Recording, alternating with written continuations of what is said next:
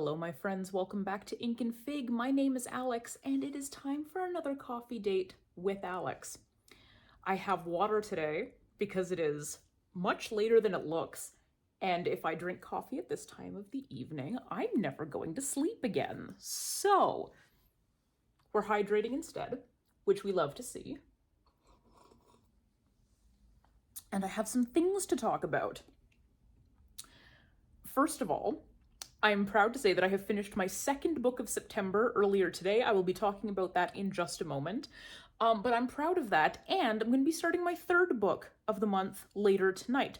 I'm going to be doing some private reading sprints with my friend, and I wanted to use that as a cool little segue to tell you that I currently have a poll up on my community tab where I'm kind of getting feelers out to see what time of the week would work best for you if I were to start doing some reading sprint live streams, because I think it would be helpful for me to do something like that, and I feel like it might be helpful also for some of you.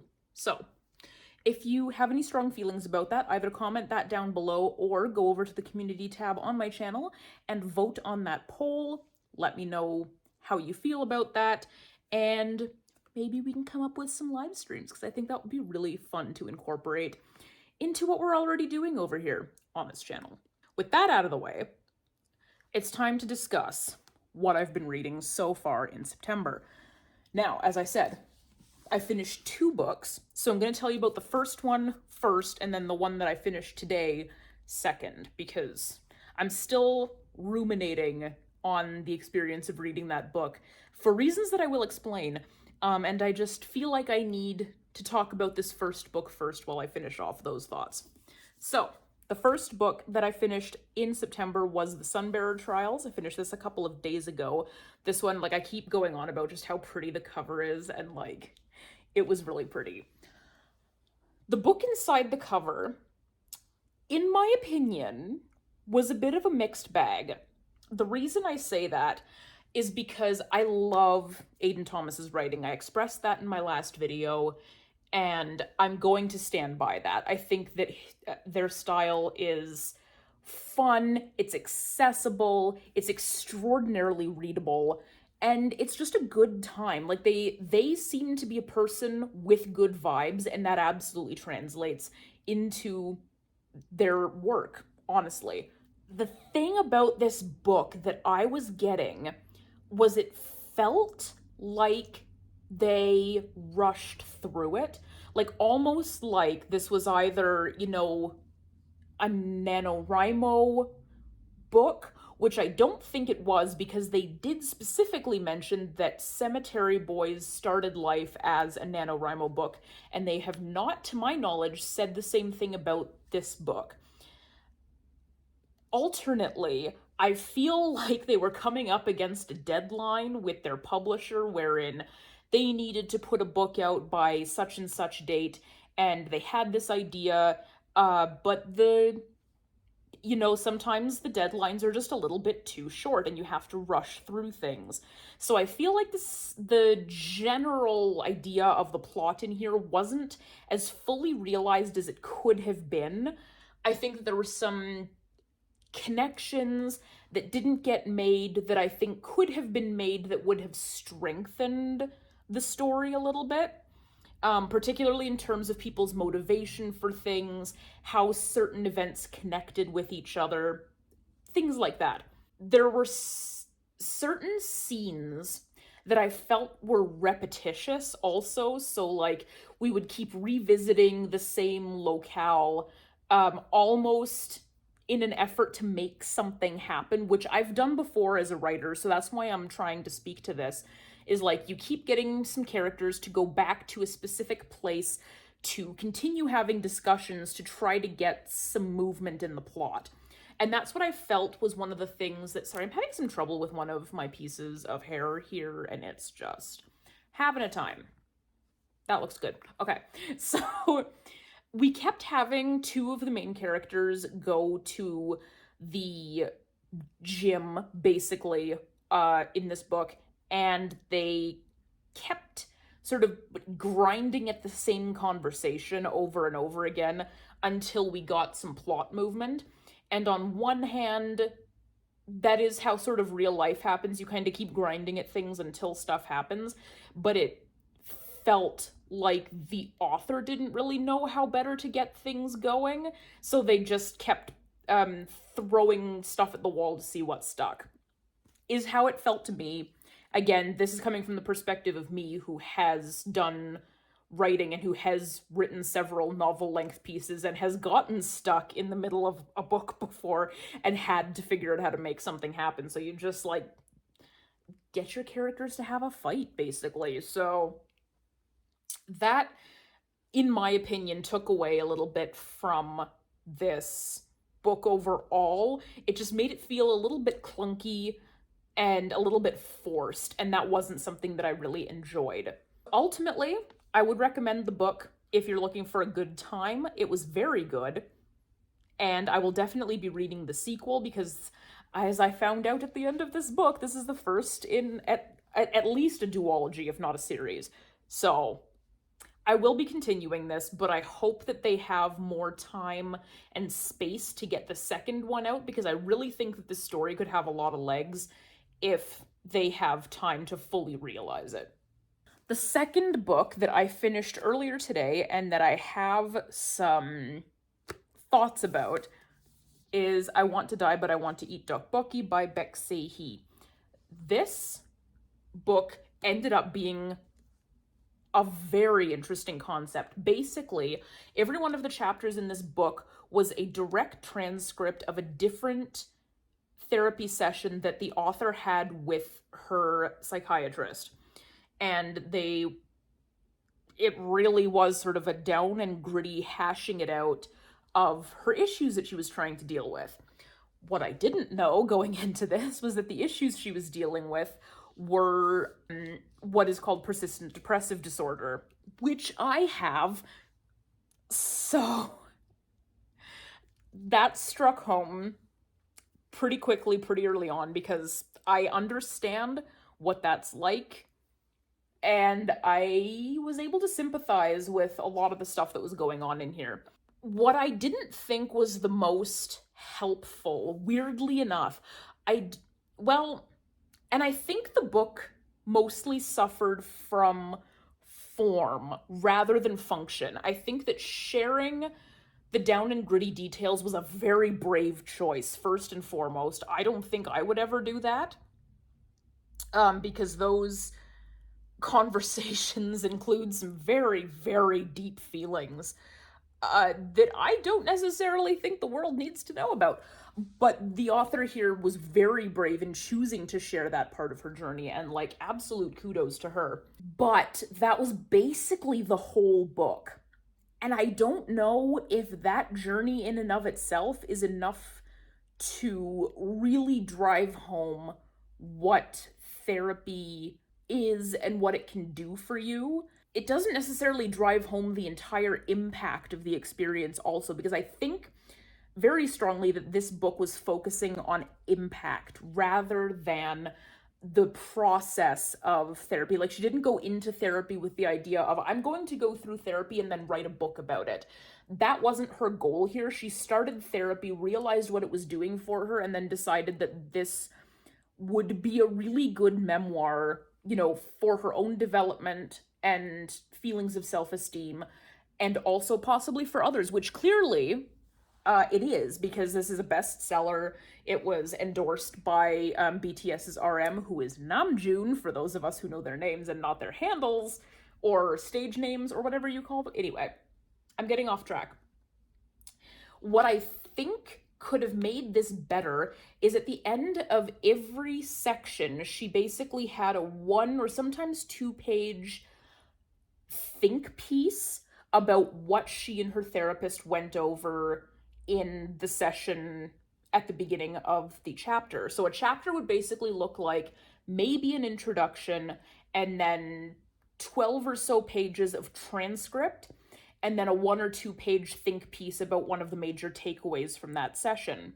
I think that those think pieces could have been interspersed with more and perhaps like even time dated. So if these pieces that she wrote in between sessions were directly after the session, that's cool. But then sort of going back and looking further out time wise at how the lessons from that session have impacted her journey and have impacted where she is now. So let's say this session happened 4 years ago and she wrote the think piece right after that. If she then came back 4 years later and wrote a further piece sort of analyzing it from a distance, I think that would have added even more value to this. Now, again, it's really hard to critique a memoir because this is a very deeply personal thing, and I feel like criticizing form is almost rude because really this whole piece was part of her healing journey. But even so, as a published piece, this is, and as someone who again has gone through therapy for the same thing, I think looking at your lessons through those layers of separation, based on time and other factors, is helpful in your overall healing. I have a lot of thoughts about the psychiatrist in this also, because again, as someone who's being treated for the same thing as the author, I can't help but compare my experience with my therapist versus what the therapist in this book is bringing to the table. And I thought this therapist was giving the author a lot of leeway in being critical of herself. Like the therapist was always pointing out, this is black and white thinking, this is a self-esteem issue, this is that. It's very much pointing these things out, but not necessarily drawing broader conclusions. So the the author is extremely, extremely self-critical and very self-deprecating. She uses ad nauseum the word pathetic to refer to herself, which breaks my heart just as a person. I don't think that anybody is pathetic, for we all have our instances, but like as a person, you and of yourself are valuable and are not pathetic unless you're having a moment, and you're allowed to have a pathetic moment. I have those all the time. Everyone has those all the time. That's fine. That's part of being a person. But she refers to herself like this ad nauseum in her own writing, in the think pieces, and in the sessions, in the transcripts also. And there's no effort that I saw from the psychiatrist to try to assuage those feelings at all, or like to break down those extremely negative modes of self-talk. She sort of just lets them happen. Like she doesn't necessarily encourage or discourage them, but she's also not really helping in any way, which I think is a disservice to, the author of this book who's trying to come to you for help. And in a lot of cases through this book, it seemed to me as though the solution to everything was a different kind of pill, which I suppose when you're dealing with a psychiatrist versus a psychologist, that's gonna be the knee-jerk reaction. But I don't necessarily agree with it. Like, I just think that this therapist kind of did a disservice to the author here by not helping her in a more in-depth way. It did seem very surface level in that she was listening, or they, I don't actually know the gender of the therapist. It struck me that they were probably a woman based on some of the things that they said and how they said it, but I don't know, and I shouldn't be assuming, so I'm just gonna leave that at that. But they didn't help her work through much of it. They would just point out what was wrong with the way that she was thinking, and then either prescribe pills or start talking about something else. And I'm just, I think that could have been handled better. I don't know.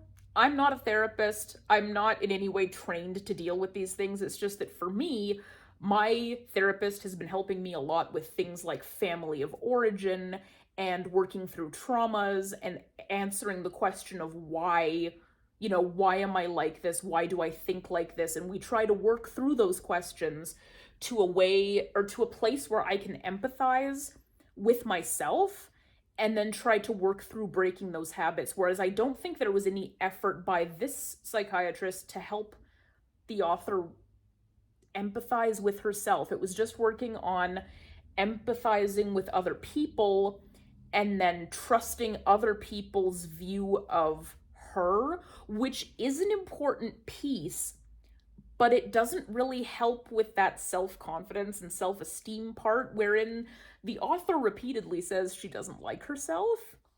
And like, wouldn't you want to help someone with that root problem rather than figuring out, how they deal with other people?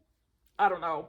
I could go on and on and on about this psychiatrist because I'm not a huge fan of what they did. However, they actually wrote a piece at the end of this book, which was about 2 or 3 pages long, and it was their perspective on this book and what they did in the book. And they said that they recognized through these transcripts the fact that they have a lot of growing to do also as a therapist. And I'm like, all right, you're self-conscious of some of these problems, so I'm just gonna let that happen.